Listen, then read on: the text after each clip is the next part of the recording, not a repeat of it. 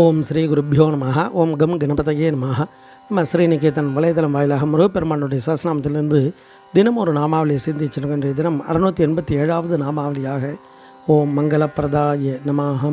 முருகப்பெருமான கல்யாணத்தை விசேஷமாக கொடுப்பவருக்கு நமஸ்காரம் அப்படின்னு வர்ணிக்கிறது. கல்யாணம்னாலே சந்தோஷம் அப்படின்னு அர்த்தம். அதாவது மங்கள அப்படின்னா சுபமான அப்படின்னு அர்த்தம். அதனால தான் கல்யாணம்னா சந்தோஷம். இந்த பூமியில் ஒவ்வொரு உயிரும் எல்லா பாக்கியத்தை அடையிறதுக்கு அந்தந்த காலத்தில் செய்யக்கூடிய செயலுக்கெல்லாம் கல்யாணம்னு பேர். அது மாதிரி முருகப்பெருமானுடைய அனுக்கிரகம் கிடைத்தால் எல்லா விதமான சகல மங்களமும் உண்டாகும். அப்போ எல்லா விதமான நலனையும் கொடுக்கக்கூடியவர் குமார பரமேஸ்வரன் அப்படின்னு அர்த்தம், அதனுடைய அர்த்தம். அதனால தான் இறைவனுடைய திருவிளையாடலையே கல்யாண குணங்கள் அப்படின்றது. அவர் செய்யக்கூடியது எல்லாமே கல்யாண குணம். அப்போ அந்த கல்யாண குணத்தை கேட்கும் பொழுதே நமக்கு நலன் கிடைத்து விடும்.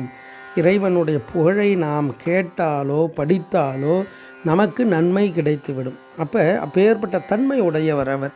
அதை தான் நம்ம அடியார்களெல்லாம் அவருடைய கல்யாண குணங்களெல்லாம் அப்படி பாடியிருக்கா. அப்போ அந்த இறைவனுடைய அந்த கல்யாண குணத்தை நாம் பாட பாட நமக்கு எல்லா பாக்கியங்களும் எல்லா நலன்களும் தானாக கிடைச்சிடும்.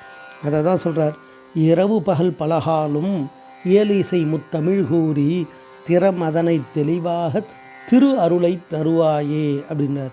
அப்போ எது உயர்வானது செல்வம், எது சந்தோஷம் அப்படின்னா இறைவனுடைய திறத்தை நாம் தெளிவது தான்.